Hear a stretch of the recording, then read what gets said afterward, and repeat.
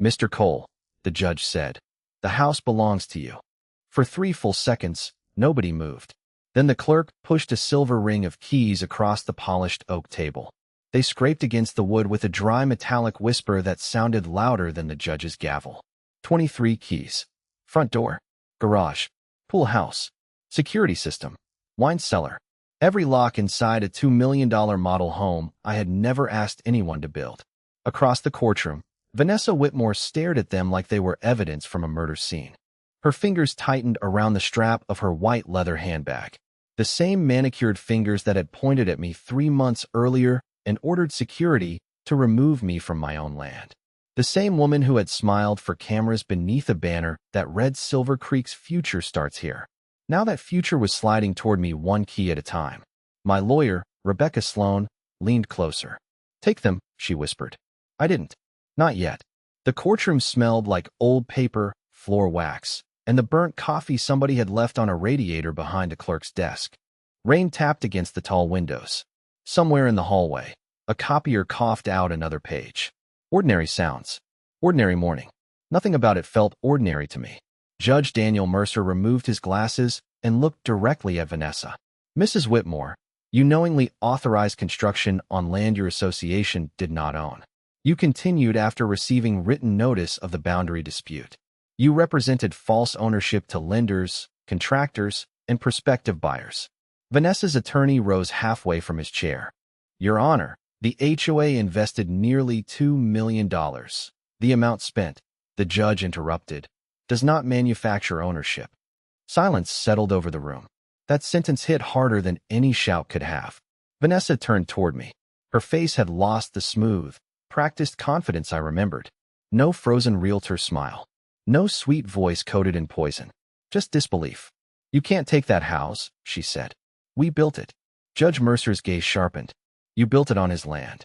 The bailiff stepped forward and placed one more object beside the keys. A glossy black remote with the Silver Creek crest stamped in gold. I finally reached across the table.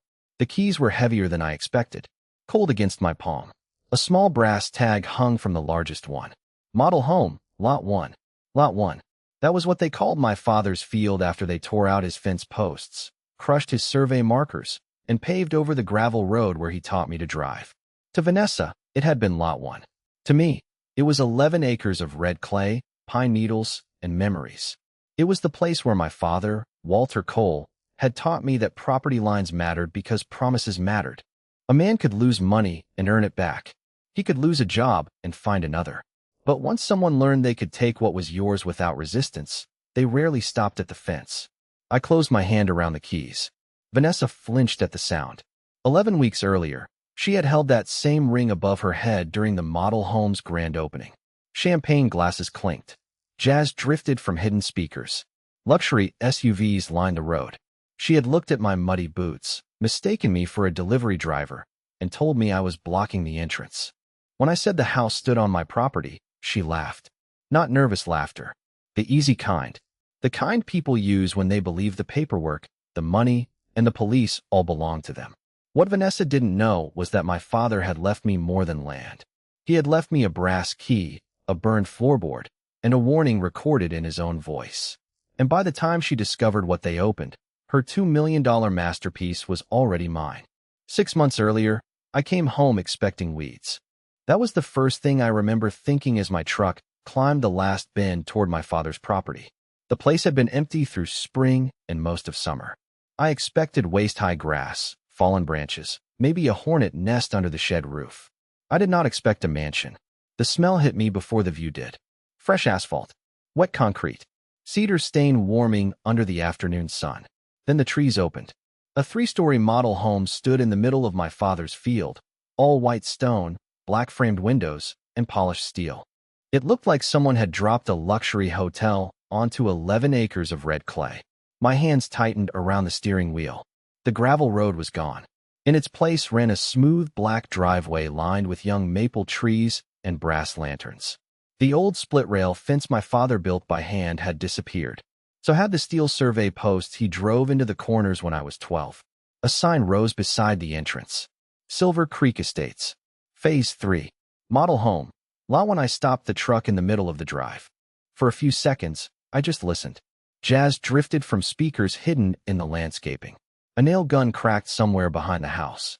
Champagne glasses chimed beneath a white event tent.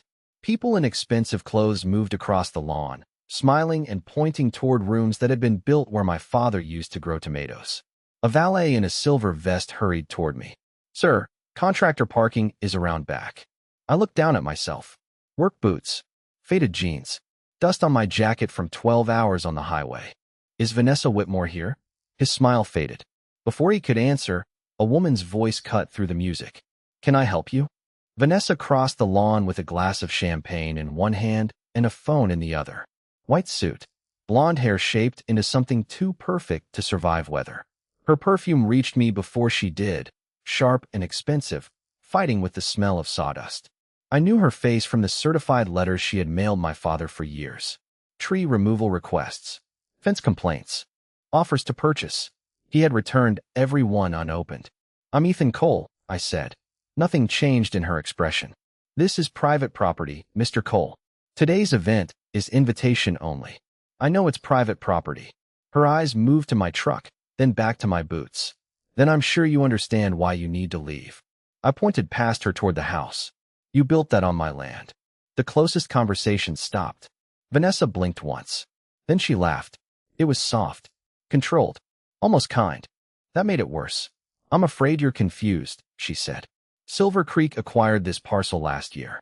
"No, you didn't." She took a slow sip of champagne. "We have recorded documents, approved permits, construction financing, and county authorization. The ownership question was settled months ago." Behind her, a photographer lifted his camera. I could feel people watching now. "Show me the deed," I said. Her smile cooled. "You may schedule an appointment with our legal office. Right now, you are disrupting a sales event." Two uniformed security guards stepped away from the tent. I looked beyond them at the front porch. Dark walnut doors, stone columns, a silver key ring hanging from Vanessa's finger. She raised it for the photographer. "Our first buyers will be moving into Phase 3 by Christmas," she announced loudly. Applause rolled across my father's field.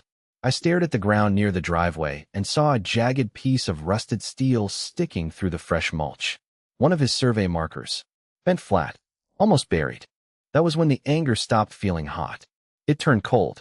Vanessa stepped closer and lowered her voice. "Take the money when we offer it, Mr. Cole. This development is bigger than one man's sentimental attachment to an empty field." I looked at the house again, then at the crushed marker beneath her heel. "My father never sold this land." Her smile returned.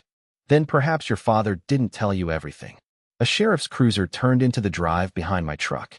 Vanessa didn't even look surprised. That told me she had called before walking over. I moved aside as the deputy approached, one hand resting near his belt.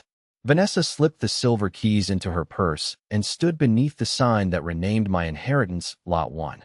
She thought the house, the permits, and the police had already settled the matter. She had no idea that beneath the warped floorboards of my father's old shed sat a metal box no one from Silver Creek had ever found. My father had refused to sell that land 3 times. The first offer came in 2017, when Silver Creek was still a neat row of beige houses behind a decorative stone wall. Vanessa sent a letter on thick cream paper offering Walter Cole $200,000 for what she called an underutilized agricultural parcel. Dad read it at the kitchen table while grease from the tractor still darkened the lines of his hands. Then he folded it once, slid it back into the envelope, and wrote "Return to Cinder" across the front with a carpenter's pencil. The second offer was larger. The third came with a warning. "Development is inevitable," Vanessa had written. "Cooperation now will prevent unnecessary complications later." Dad pinned that one above his workbench. Not because it frightened him, because it made him laugh. Walter Cole had spent 38 years repairing industrial machinery at a paper mill.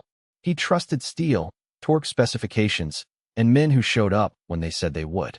He did not trust polished language written by people who called theft progress. I grew up on those 11 acres.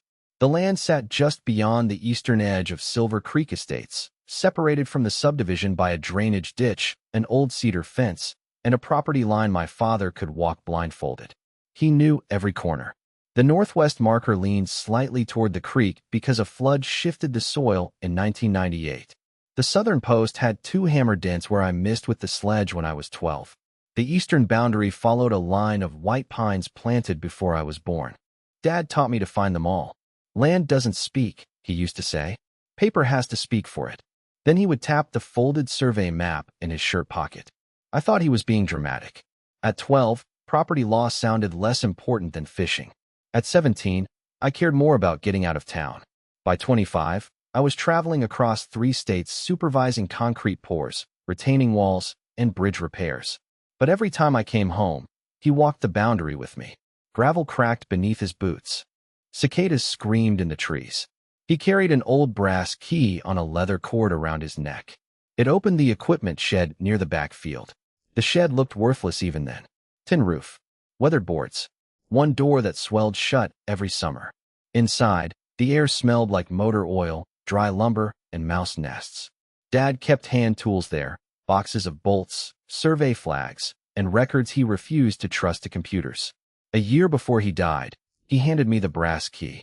We were standing beside the south fence at sunset. His right arm was still stiff from a fall off the tractor, and pale scars circled his wrist whenever his sleeve pulled back. "Keep this somewhere safe," he said. "For the shed, for what's under it." I looked at him. He did not explain. That was Walter's way. He believed lessons stayed longer when you had to uncover them yourself. 2 months later, he suffered a stroke. By the time I reached the hospital, the machines were doing most of the talking for him. His voice had become a thin rasp. I leaned close enough to smell the antiseptic on his skin. He gripped my sleeve with his left hand. "Don't let them move the line," he whispered. Those were the last clear words he ever said to me.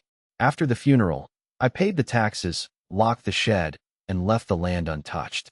I was working a 6-month infrastructure project out west, and grief made distance feel useful. I told myself the property would be waiting when I returned. That was my mistake. By the time my truck rolled back onto that road, Vanessa had removed the fence, buried the markers, renamed the field, and built a $2 million monument to the idea that no one would stop her. But standing beneath the Silver Creek sign, watching the deputy approach, I felt the brass key pressing against my chest from inside my shirt. Vanessa had found the land. She had found the survey posts. She had even found a way to place my father's signature on a deed. What she had not found was what Walter Cole had hidden beneath the floorboards. Vanessa Whitmore did not build neighborhoods. She built leverage. I learned that 48 hours after the sheriff escorted me off my own property. Her office occupied the 2nd floor of the Silver Creek Clubhouse, above a fitness center nobody used and a ballroom that smelled like lemon polish and old carpet. The walls were covered with framed real estate awards, magazine covers, and photographs of Vanessa cutting ribbons beside men in expensive suits. She sat behind a glass desk with the model home glowing on a monitor behind her. On screen, sunlight poured through floor-to-ceiling windows. A caption beneath the image read, "Phase 3, where legacy begins." I almost laughed. "My attorney will review your claim," she said, folding her hands. "But until then, you are not authorized to enter the development. The development is on my property. So you keep saying." Her voice stayed soft. That was her favorite weapon. She never raised it because she had spent years making other people raise theirs first. A man in a Navy suit sat beside her. Silver Creek's attorney, Calvin Price. He had the expression of someone who billed by the silence. He slid a folder toward me. Inside was a purchase offer for $125,000. I read the number twice. The dirt beneath the model home was worth more than that without the structure. Vanessa knew it. Calvin knew it. The bank's own appraisal valued the parcel at more than 5 times her offer. "This is not an admission of liability," Calvin said. "It is an effort to resolve a misunderstanding. A misunderstanding with 3 floors and a swimming pool." Vanessa's smile tightened. "Mr. Cole, progress sometimes creates emotional reactions." There it was. Not theft. Progress. Not my father's land. An emotional reaction. She turned the monitor toward me and clicked through the development plans. 48 homes arranged in perfect curves around the model property. Walking trails. Decorative ponds. A private gate. Every lot was marked pending or reserved. The model home sat at the center like a crown jewel. "If your allegations delay construction," she said, "dozens of families could lose deposits. Contractors could lose jobs. Property values across Silver Creek would suffer." She leaned forward. You would be standing in the way of 48 families. I looked through the clubhouse window. Beyond the parking lot, bulldozers moved across the eastern field. Their engines growled low and steady. Dust lifted behind them in pale clouds. No, I said. You built 48 promises on somebody else's dirt. Calvin stopped tapping his pen. Vanessa's eyes cooled. The offer disappeared. Within 3 days, a temporary security gate appeared across the old access road. A private patrol vehicle began circling the property every hour. The HOA mailed me a formal trespass warning on paper carrying a raised gold seal. Then came the violation notices. Unauthorized vehicle near community landscaping. Harassment of prospective buyers. Interference with contracted business operations. They were charging me $500 a day for approaching land I owned. I took every letter to the county office. The clerk behind the counter looked tired before I even spoke. She pulled up the parcel record and turned the screen toward me. Silver Creek Development Holdings, LLC, the development arm controlled by the Silver Creek Estates HOA, appeared under ownership interest. Below it sat a scanned deed transferring the parcel to Silver Creek Development Holdings, bearing my father's name. Walter Cole. The signature looked clean. Too clean. I knew the crooked W he used after the tractor accident. I knew how his hand shook when he signed birthday cards. The signature on that screen looked like it had been written by a younger man with a steady wrist. But suspicion was not evidence. The county had accepted it. The title company had accepted it. The bank had financed construction against it. The permit office had relied on it. To everyone except me, Silver Creek appeared to own the land. Part 5. Paragraph 3 original. Parcel number. Legal description. Notary seal. Recording stamp. And at the bottom, his signature. Replace with. Parcel number. Legal description. Notary seal. Recording stamp. It was a recorded deed transferring the parcel to Silver Creek Development Holdings. And at the bottom, my father's signature. Part 5. Paragraph 9 original. He studied the papers for 20 minutes. Then he placed both hands on the desk. You have a difficult case. Replace with. He studied the papers for 20 minutes. Then he placed both hands on the desk. You may have a forgery, he said. But proving that and unwinding a completed real estate transaction are two different fights. Part 5. Paragraph 13 original. The deed was recorded 11 months ago. Construction financing has closed. Permits were issued. Contractors have been paid. Buyers have placed deposits. Replace with. The deed was recorded 11 months ago. Construction financing had already closed. Permits were issued. Contractors were paid. Buyers placed deposits. Part 5. Paragraph 26 original. They're prepared to settle. Replace with. Silver Creek's development company is prepared to settle. Part 5. Paragraph 48 original. She had the recorded deed. She had the permits. She had the money. Replace with. She had the recorded deed. She had the permits. She had the development company, the financing, and the HOA behind her. Part 6. Paragraph 24 original. Inside were documents sealed in plastic sleeves. The original 1989 deed. County tax receipts. 3 certified letters rejecting Silver Creek's purchase offers. A stamped boundary survey showing the entire model home 64 feet inside my parcel. Replace with. Inside were documents sealed in plastic sleeves. The original 1989 deed. County tax receipts. 3 certified letters rejecting Silver Creek's purchase offers. A stamped boundary survey showing the entire model home 64 feet inside my parcel. There was no signed deed, option agreement, or authorization transferring the land to Silver Creek. Part 6.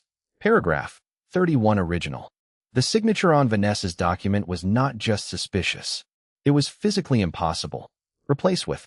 The right-handed signature on Vanessa's deed was not merely suspicious. According to the medical record, it was physically impossible for my father to have written it that way. Part 6. Paragraph 35 original. I pressed play. Static filled the shed. Then my father's voice emerged, rough and tired. Replace with. I pressed play. Nothing happened. The batteries had corroded years earlier, but the memory card was still sealed behind a plastic cover. I removed it carefully, placed the recorder in a clean evidence bag, and did not touch it again until Rebecca's forensic technician recovered the audio the next morning. Part 6. Paragraph 36 original. Static filled the shed. Then my father's voice emerged, rough and tired. Replace with. In Rebecca's office the next morning, static filled the speakers. Then my father's voice emerged, rough and tired. Part 6. Paragraph 50 original. I slid the recorder into my jacket and replaced the floorboard. Replace with. I sealed the recorder, memory card, photograph, medical record, and original land documents inside separate plastic sleeves before replacing the floorboard. Part 7.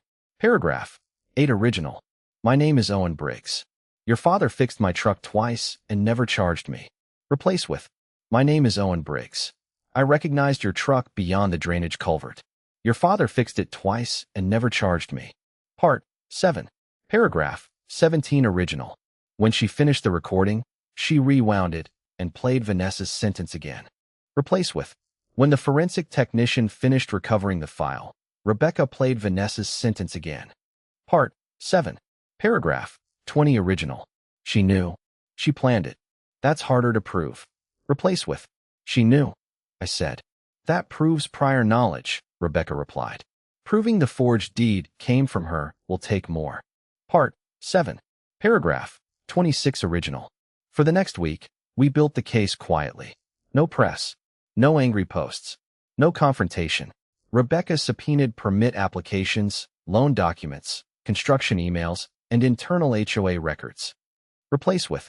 That afternoon, Rebecca filed a quiet title and fraud action against Silver Creek Development Holdings and the HOA.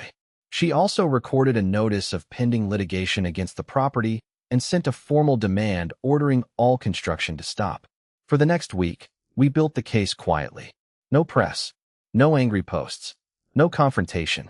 Through discovery, Rebecca obtained permit applications, loan documents, construction emails, title records, and internal HOA communications. Part 7. Paragraph 39 original. I expected her to file for an emergency demolition order. She did not. Instead, she asked one question. How much of the house is finished? Replace with. I expected her to seek an immediate demolition order. Instead, she filed for an injunction stopping any sale, transfer, or occupancy while the title case moved forward. Then she asked one question. How much of the house is finished? Part 7. Paragraph 45 original. She tapped Vanessa's email. Then we let her finish. Replace with. She tapped Vanessa's email. We do not give her permission to finish, she said. We warn her to stop, and we document every dollar she chooses to spend after receiving that warning. Part 7.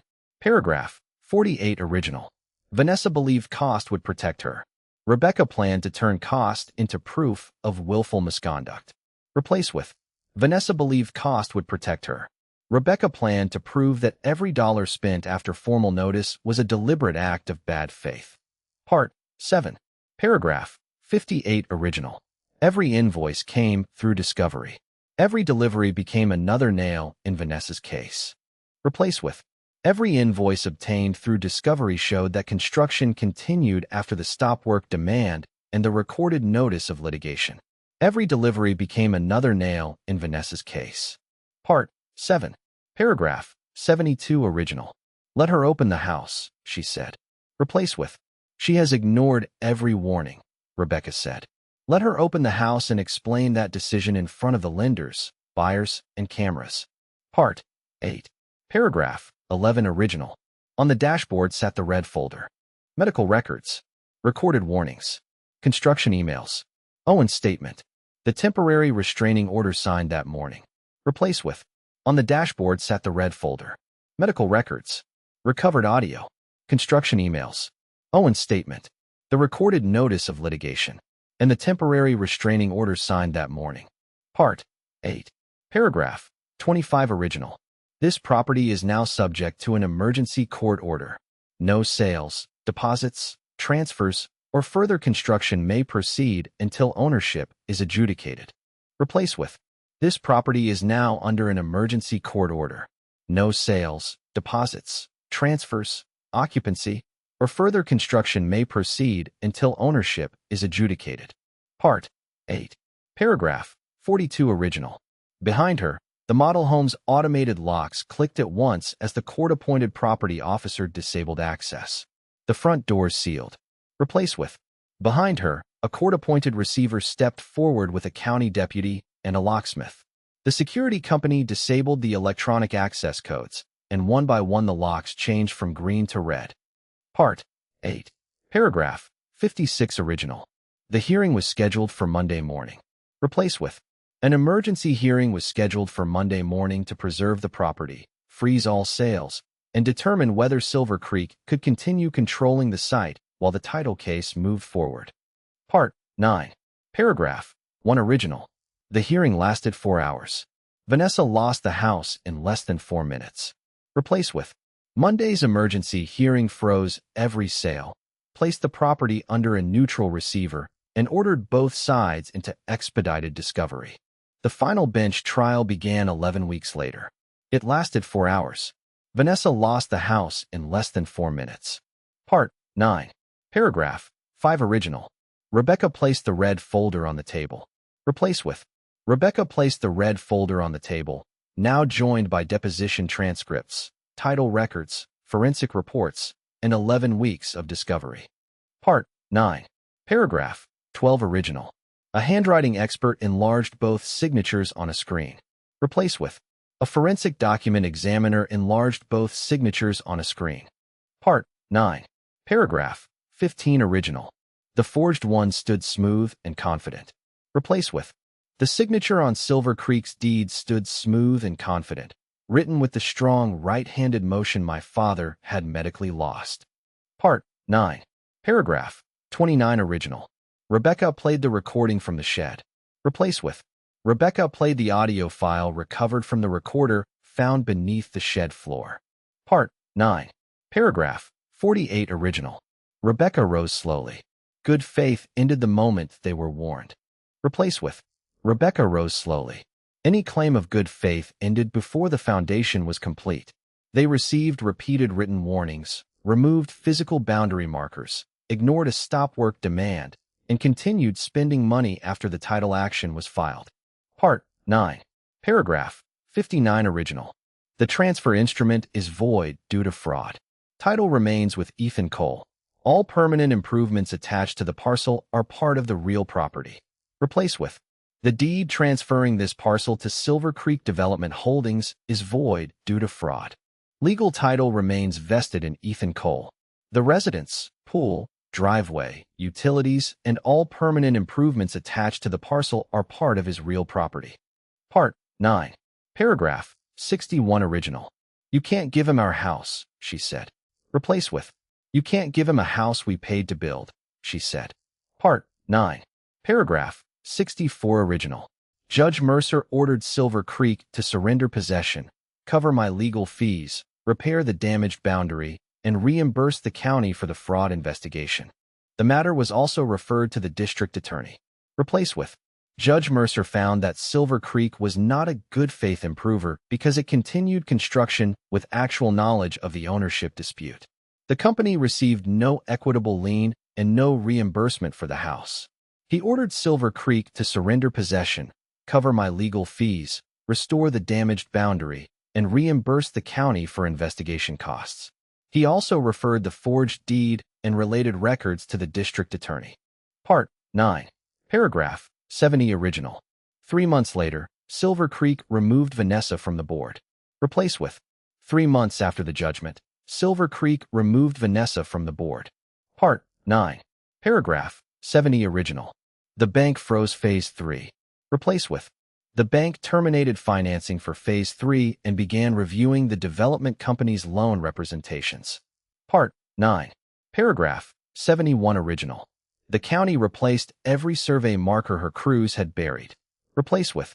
Under the court's restoration order, Silver Creek paid a licensed surveyor to replace every boundary marker its crews had removed or buried. That Friday, she held another open house. I stood outside the locked gate while couples toured the rooms my father's property had paid for. Through the trees, I heard music, laughter, and the pop of champagne corks. Vanessa stepped onto the balcony and saw me. She raised a silver key ring between 2 fingers. Then she smiled and turned back to the crowd. That was the moment I understood the real shape of her plan. The model home was not just a sales tool. It was a shield. Vanessa believed that once enough money, contracts, and families were attached to the property, no judge would dare unwind it. She thought the house had made her untouchable. But construction had taught me one thing she had forgotten. The taller the structure, the more damage one bad foundation can do. The document that nearly beat me was only 4 pages long. 4 pages. That was all Vanessa needed to turn my father into a liar and me into a trespasser. I sat in the county records office beneath fluorescent lights that hummed like trapped insects. The air smelled of toner, dust, and burnt coffee. On the monitor in front of me, the transfer agreement looked clean enough to fool anyone who had never watched Walter Cole sign his own name. Parcel number, legal description, notary seal, recording stamp, and at the bottom, his signature. Walter Cole. The W stood tall and smooth. The final E curled neatly upward. My father had not written like that in years. After the tractor accident, his right wrist never fully recovered. His signature leaned left. The letters crowded together. Some days, the pen dug so hard into the paper it tore through. But the county clerk did not know that. She saw a recorded document. The bank saw collateral. The permit office saw ownership. Vanessa saw permission. I printed the entire file and carried it to an attorney named Mitchell Crane, whose office overlooked the courthouse parking garage. He wore suspenders, spoke slowly, and charged me $400 before offering me water. He studied the papers for 20 minutes. Then he placed both hands on the desk. You have a difficult case. How difficult? The deed was recorded 11 months ago. Construction financing has closed. Permits were issued. Contractors have been paid. Buyers have placed deposits. None of that changes who owns the land. No, he said, but it changes what a judge may be willing to do about it. Rain streaked the window behind him. He tapped the forged signature with one finger. You believe this is fraudulent. Belief is not proof. My father could barely use his right hand. Do you have medical records? Some. Handwriting samples from the same period? Maybe. A witness who saw the document signed? No, he leaned back. Silver Creek will argue that your father sold quietly and never told you. Families do that. Estates get messy. I could hear the garage elevator grinding through the wall. What are my options? Mitchell slid a yellow legal pad toward me. At the top, he had written a number. $180,000. They're prepared to settle. I stared at it. For land worth 5 times that. For avoiding litigation you may lose. The paper felt rough beneath my fingertips. Whose side are you on? The side that understands how expensive certainty is. I left without hiring him. 2 days later, Vanessa made sure the entire neighborhood knew. Silver Creek's newsletter described me as an outside claimant attempting to exploit a completed community investment. A local real estate blog repeated the story. By Friday, strangers were calling me greedy beneath photographs of the model home. Then Vanessa held a press event. I watched from across the road while she stood beneath a white canopy, surrounded by cameras and prospective buyers. The model home gleamed behind her. Fresh stone, black windows, a blue swimming pool where my father's garden had been. This project represents trust, she told the crowd. Trust in growth. Trust in families. Trust in the legal process. Legal process. She said it while standing over a buried survey line. A reporter asked about my claim. Vanessa gave the kind of patient smile reserved for children and unstable men. Mr. Cole is grieving. We sympathize with him. But grief does not invalidate recorded ownership. A few people laughed. My jaw tightened. Then she lifted the silver key ring. This property is secure. Phase 3 is moving forward. Applause rolled across the field. I looked down at the photocopy of my father's signature in my hand. For the first time, doubt worked its way into me. What if he had signed? What if grief had made me remember him wrong? What if Vanessa had built her empire on paperwork stronger than my memories? That night, I drove to the old access road and parked beyond the security lights. Rain tapped against the windshield. The gate stood locked. Beyond it, the model home glowed through the trees like a ship at sea. I reached beneath my shirt and closed my hand around the brass key. Cold metal, worn edges, real weight. Then I remembered my father's last words. Don't let them move the line. I looked toward the dark shape of the equipment shed behind the house. Vanessa had the recorded deed. She had the permits. She had the money. But my father had never trusted county computers. He trusted steel boxes, hidden floorboards, and the son he believed would eventually remember where to look. The storm gave me cover. Rain hammered the roof of my truck hard enough to drown out the security patrol as it rolled past the locked gate. Its headlights swept across the trees, paused on the model home, then disappeared around the curve. I waited 30 seconds. Then I moved. The old drainage ditch still ran along the southern boundary, though Vanessa's crews had filled half of it with decorative stone. I climbed down through wet weeds, boots sinking into red mud, and followed the tree line toward the equipment shed. Every step brought back a sound I knew. Water ticking from pine branches, mud sucking at my heels, the low electric hum of the model home's pool equipment somewhere beyond the hill. The shed appeared through the rain like a dark memory. Its roof sagged in the middle. One wall leaned outward. Silver Creek had hidden it behind temporary fencing because it did not match the luxury character of Phase 3. They had built $2 million around it and never understood why my father refused to tear it down. I pulled the brass key from beneath my shirt. For one terrible second, it would not turn. The lock was packed with rust. I pressed my shoulder against the swollen door, twisted harder, and felt the old mechanism catch.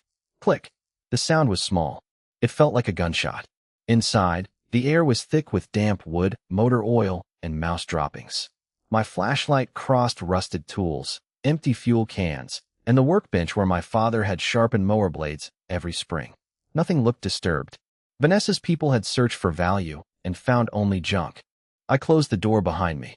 For what's under it, Dad had said. I moved to the back corner where a black burn mark scarred the floorboards. It came from a heater fire when I was 14. Dad had replaced every damaged plank except one. At the time, I thought he had been lazy. Walter Cole was never lazy. I wedged a pry bar beneath the charred board. The nail heads squealed as they pulled free. Dust rose into my face. Beneath the plank sat a steel ammunition box wrapped in 2 layers of oilcloth. My hand started shaking before I touched it. The latch opened with a hollow snap. Inside were documents sealed in plastic sleeves. The original 1989 deed. County tax receipts. 3 certified letters rejecting Silver Creek's purchase offers. A stamped boundary survey showing the entire model home's 64 feet inside my parcel. Then I found the photograph. My father stood outside County General Hospital with his right arm locked in a white cast from fingertips to elbow. A date was printed in the corner. October 14th. The transfer document had supposedly been signed October 16th. 2 days later, I stared at the photograph until the rain became nothing but static on the roof. Under it lay a medical discharge summary confirming nerve damage and loss of grip strength in his right hand. The signature on Vanessa's document was not just suspicious. It was physically impossible. But Dad had left more. At the bottom of the box sat a small digital recorder with cracked gray plastic and a strip of masking tape across the back. VW. Final offer. I pressed play. Static filled the shed. Then my father's voice emerged, rough and tired. You can offer 10 times that amount. The answer is still no. Vanessa answered immediately. Younger voice. Same polished contempt. Mr. Cole, once construction begins, this becomes bigger than either of us. You don't own the land. We will have the necessary documents. A chair scraped. Then Vanessa said the words that changed everything. Once the house is finished, no judge is going to make us tear it down. My father gave a short, dry laugh. Then you'd better be sure you're building on your land. The recording ended. I stood alone in the dark, holding the machine while thunder rolled over the field. Vanessa had not made a mistake. She had made a calculation. Build first. Bury the line. Forge the paper. Spend enough money that everyone would be too afraid to undo it. I slid the recorder into my jacket and replaced the floorboard. Then headlights flashed through the cracks in the wall. A security vehicle stopped outside. A door opened. Boots splashed through the mud. Someone tried the shed handle. Locked. Anybody in there? I turned off the flashlight and held my breath. The steel box felt heavy beneath my arm. For the first time since I came home, I was not standing on memory. I was standing on proof. The security guard stood outside the shed for 11 seconds. I counted every one. Rain clicked against the tin roof. Water ran from my jacket onto the warped floorboards. The steel box pressed into my ribs beneath one arm. The handle moved again. Mr. Cole. That stopped me. He knew my name. A flashlight beam sliced through the gap beneath the door. I know you're in there. I looked toward the back wall. No window. No second exit. Just rusted tools, a broken mower, and 40 years of my father's stubbornness. Then the guard lowered his voice. I'm not calling Vanessa. I stayed silent. My name is Owen Briggs. Your father fixed my truck twice and never charged me. The rain softened. I opened the door 3 inches.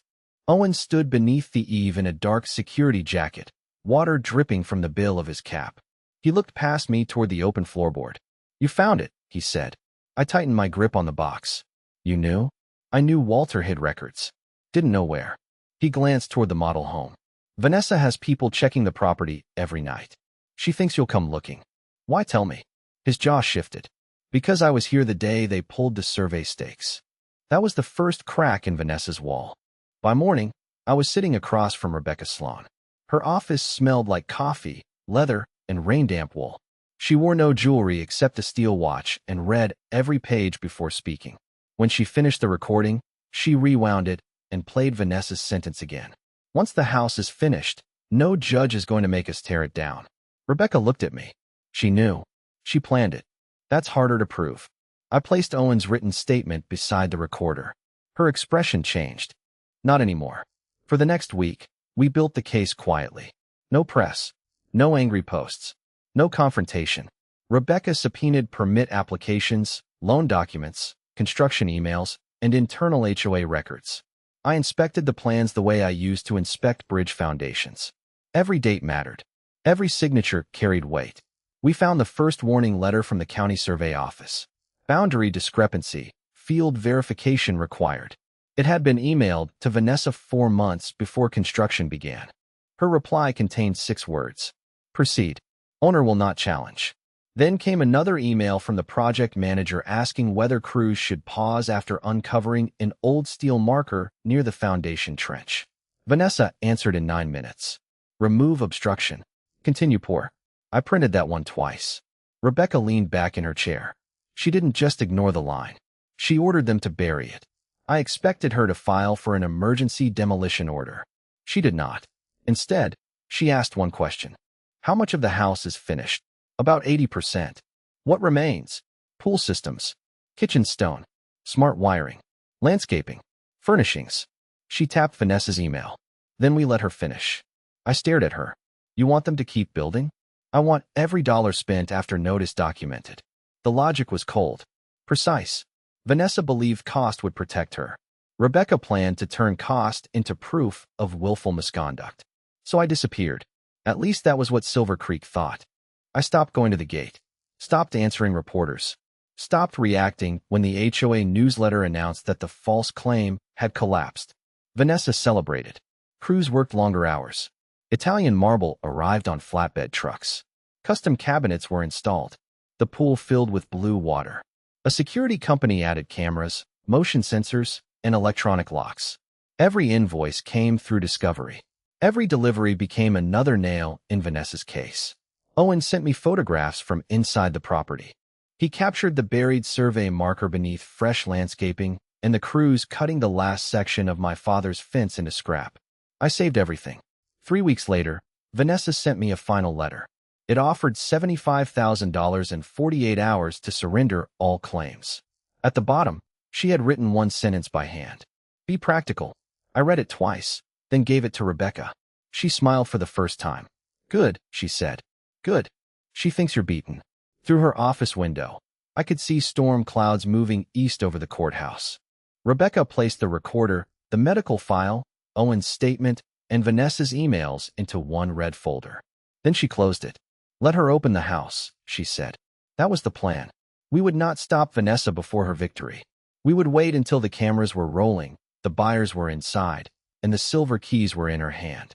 Then we would make her explain, in public, why she had built a $2 million home on land she knew she did not own. Vanessa scheduled the grand opening for a Saturday at noon. By 11:30, the road was lined with black SUVs, polished sedans, and 2 local news vans. White flags carrying the Silver Creek logo snapped in the wind. A string quartet played beneath the covered patio, while servers moved through the crowd with champagne and silver trays. The model home looked flawless. Sunlight flashed across the black windows. Water spilled over the edge of the new pool in a clean glass sheet. Fresh mulch covered the place where Owen had photographed my father's survey marker before Vanessa ordered it buried. A banner stretched across the front columns. Phase 3 begins today. Rebecca and I watch from a truck parked half a mile away. She checked her watch. Wait until she starts taking deposits. On the dashboard sat the red folder. Medical records. Recorded warnings. Construction emails. Owen's statement. The temporary restraining order signed that morning. I could hear my father's voice in my head. Don't let them move the line. At 12:15, Owen sent one word. Now. We drove through the gate. The guard on duty looked at our windshield, recognized Rebecca, and stepped aside without touching his radio. By the time we reached the circular drive, Vanessa was standing on the front steps beneath a shower of camera flashes. She wore a white dress and held the silver key ring above her shoulder. Today, she announced, we prove that vision always defeats obstruction. The crowd applauded. Rebecca opened her door. The applause thinned when people noticed the process server behind us. Vanessa saw me last. Her smile froze. What is he doing here? The process server climbed the steps and held out a sealed envelope. Vanessa Whitmore? She did not take it. This is a private event. You have been served. The envelope touched her hand. Cameras swung toward her. The string quartet stopped in the middle of a note. Rebecca spoke clearly enough for everyone to hear. This property is now subject to an emergency court order.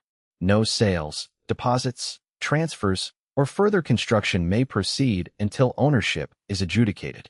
A man beside the champagne table lowered his glass. One of the bankers moved closer. Vanessa looked around and realized every person she needed to impress was watching her lose control. This is harassment, she said. The claim has no merit. Rebecca opened the red folder.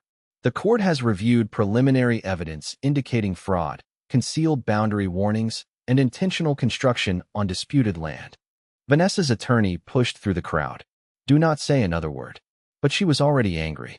That was what we had counted on. She pointed at me. He disappeared for months.